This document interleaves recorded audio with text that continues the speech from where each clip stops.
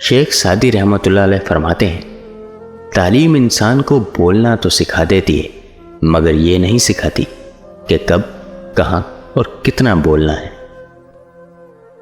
शेख सादी और इनका बेटा तहज्जुद पढ़ रहे थे। दुआ के बाद बेटा बोला, बाबा जान, सब सो रहे हैं और हम इबादत कर रहे हैं। जवाब में कितनी खूबसूरत बात कही।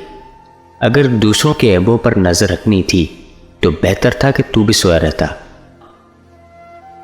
शेख सादी फरमाते हैं, मेरे पास वक्त नहीं है उन लोगों से नफरत करने का जो मुझसे नफरत करते हैं, क्योंकि मैं मसरूफ रहता हूं उन लोगों में जो मुझसे मोहब्बत करते हैं।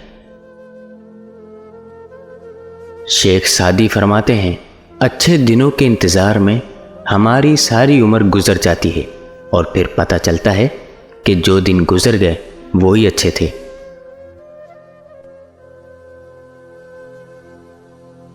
एक और जगह शेख सादी फरमाते हैं, अल्लाह से कभी मांगने लगो तो औकात देखकर नहीं बल्कि उसकी शान देखकर मांगना।